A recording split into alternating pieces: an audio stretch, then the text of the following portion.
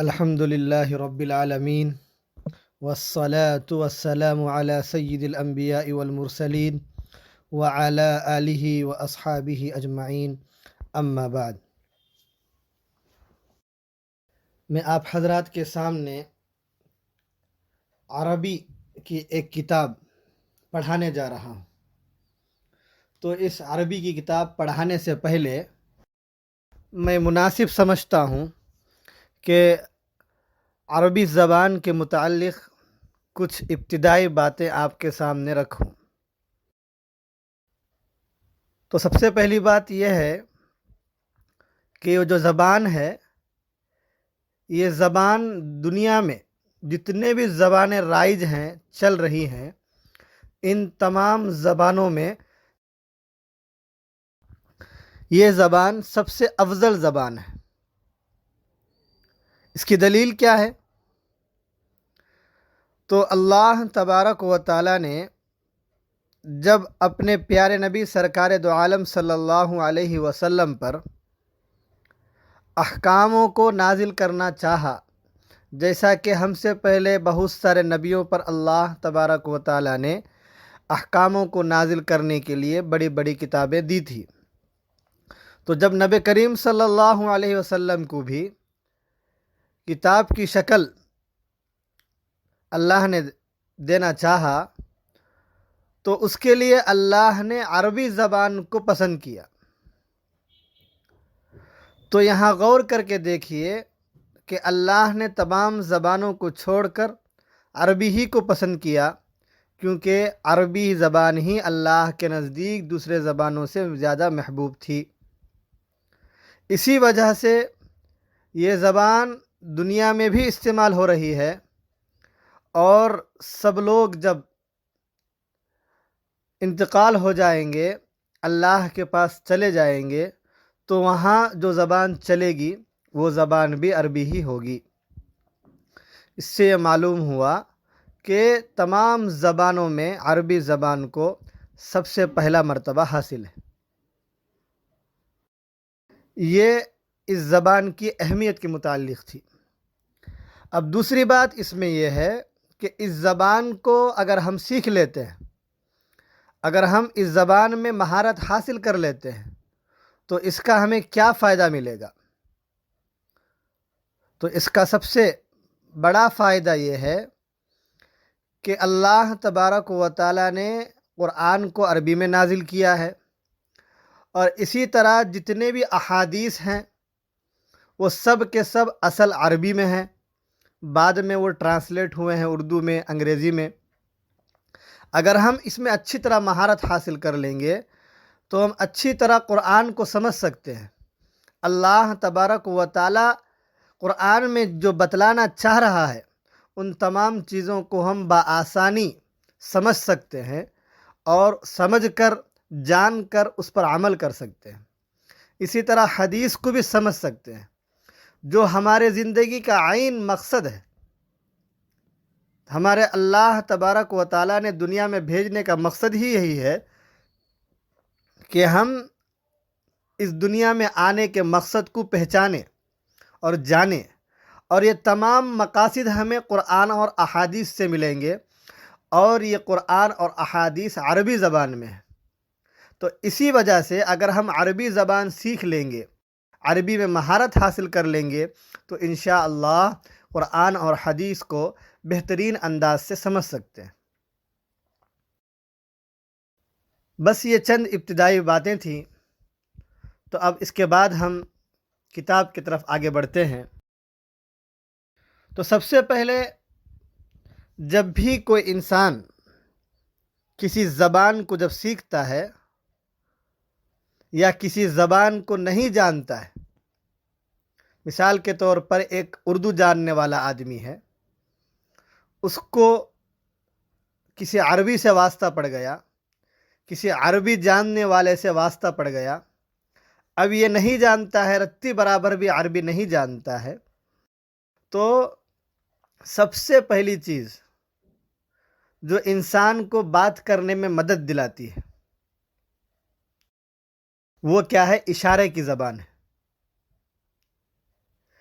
کیونکہ جب کوئی الفاظ نہیں جانتا ہے انسان تو سب سے پہلے اشاروں کا سہارا لیتا ہے۔ بات کی ابتدا اشارے سے شروع ہوتی ہے کہ کسی چیز کی طرف دکھاتا ہے، ہاتھ دکھا کر کہتا ہے کہ وہ کیا ہے، یعنی اس کے طرف ہاتھ دکھاتا ہے اور سوال کا انداز استعمال کرتا ہے، یعنی اشارے سے بات شروع ہوتی ہے۔ تو سب سے پہلے زبان جو شروع ہوتی ہے، کسی زبان، وہ اشارے سے ہی شروع ہوتی ہے، کیونکہ جب تک ہم کسی الفاظ کو جانتے نہیں ہیں تو اس کو بول نہیں سکتے، لیکن ہم اشارہ تو کر سکتے ہیں۔ تو اسی لیے سب سے پہلے جو بات شروع ہوتی ہے کسی زبان میں، وہ اشارے سے شروع ہوتی ہے۔ جو ہمارا جو آج کا پہلا سبق ہے وہ اسی اشارے سے متعلق ہے کہ ہم عربی میں کسی چیز کی طرف اشارہ کریں تو اس اشارہ کرنے کے لیے کیا لفظ استعمال کرنا ہے۔ اشارہ بھی کرنا ہے، ساتھ ساتھ اس کے لیے ایک الفاظ بھی ہوتا ہے۔ تو عربی میں سامنے اگر کوئی چیز رکھی ہوئی ہو اور اس کے طرف دیکھ کر اشارہ کرنا ہے تو اس کے لیے الفاظ آتا ہے ھذا۔ لیکن میں یہاں رک کر ایک الگ سے ایک بات سمجھا دینا چاہتا ہوں کہ ہر زبان میں جو الفاظ استعمال ہوتے ہیں ان میں سے یا تو وہ الفاظ مذکر ہوتے ہیں یا وہ الفاظ مؤنث ہوتے ہیں۔ مطلب جیسے گائے ہے، یہ لفظ مؤنث ہے، بیل ہے، یہ مذکر ہے۔ تو اسی طرح ہر زبان میں جب استعمال کرتے ہیں تو مذکر کے لیے الگ الفاظ ہوتے ہیں، مؤنث کے لیے الگ استعمال ہوتے ہیں۔ تو عربی میں جب ہم کسی سامنے رکھی ہوئی چیز کی طرف اشارہ کرنا چاہیں تو اس کے لیے ھذا استعمال کرتے ہیں، اور یہ ھذا مذکر کے لیے ہے، یعنی نر کے لیے۔ اور اگر سامنے ہی کوئی چیز رکھی ہوئی ہے اور وہ چیز مذکر نہیں ہے بلکہ وہ مؤنث ہے اور اس کے طرف اشارہ کرنا ہے اور ساتھ میں الفاظ استعمال کرنا ہے تو اس کے لیے ھذہ آتا ہے۔ انشاءاللہ پہلا سبق ہم ھذا سے متعلق پڑھیں گے، اس کے بعد کا سبق ہم ھذہ کے متعلق پڑھیں گے۔ تو عربی میں قریب اگر کوئی چیز رکھی ہوئی ہے اور وہ مذکر ہے تو اگر اس کے طرف اشارہ کرنا چاہتے ہیں تو اس کے لیے ھذا کا لفظ استعمال ہوتا ہے۔ مثال کے طور پر آپ کتاب میں دیکھ سکتے ہیں چند تصویریں موجود ہیں اور اس کے ساتھ ھذا لگا ہوا ہے۔ تو دھیرے دھیرے ہم عربی کے الفاظ یاد کریں گے۔ تو سب سے پہلے ایک الفاظ ہم یہ یاد کیے کہ قریب میں اگر اشارہ کرنا ہے مذکر کے لیے تو اس کے لیے ھذا استعمال کرنا ہے۔ اب عربی میں گھر کو کیا بولتے ہیں؟ تو بیتن بولتے ہیں۔ مسجد کو کیا بولتے ہیں؟ تو مسجدن ہی بولتے ہیں۔ دروازہ کو کیا بولتے ہیں؟ بابن بولتے ہیں۔ کتاب کو کیا بولتے ہیں؟ کتاب ہی بولتے ہیں۔ قلم کو قلم ہی کہا جاتا ہے۔ چابی، کیلی جو بولتے ہیں ہم، اس کو عربی میں مفتاحن کہا جاتا ہے۔ اس طرح میز جس پر ہم کتاب رکھ کر پڑھتے ہیں اس کو عربی میں مکتبن کہتے ہیں، اور جس پر ہم سوتے ہیں پلنگ کو عربی زبان میں سریرن کہتے ہیں، اور جس پر ہم آرام حاصل کرنے کے لیے بیٹھتے ہیں کرسی جسے ہم اردو میں بولتے ہیں، عربی میں بھی اسے کرسی ہی کہا جاتا ہے۔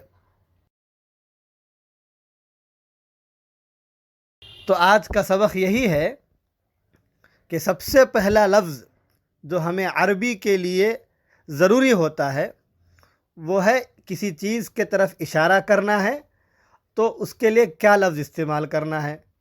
تو مذکر کے لیے ھذا استعمال کرنا ہے۔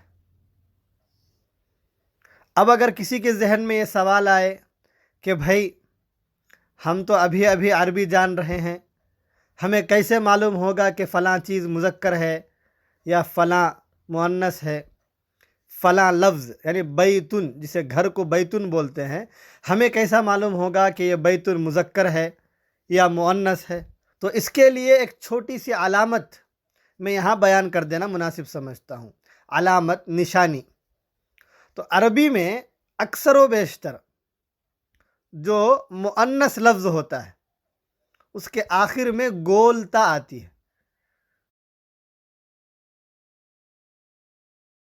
جیسے مثال کے طور پر پنکھا، اس کی عربی آتی ہے مروحتن۔ تو اب یہ مروحتن جو لفظ ہے یہ لفظ مؤنث کہلائے گا۔ اگر آخری میں، کسی لفظ کے آخر میں اگر گول تا نہ ہو، جیسے کہ آپ اس پورے سبق میں دیکھیں گے کہ بیتن میں آخر میں گولتا نہیں ہے، مسجدن میں گولتا نہیں ہے، بابن میں گولتا نہیں ہے۔ تو 9 کے 9 الفاظ بھی اگر آپ دیکھیں تو کسی کے آخر میں گولتا نہیں ہے۔ تو گولتا کا نہ ہونا یہ مذکر کی علامت ہے اکثر و بیشتر، اور آخر میں گولتا کا ہونا یہ مؤنث کی علامت ہوتی ہے۔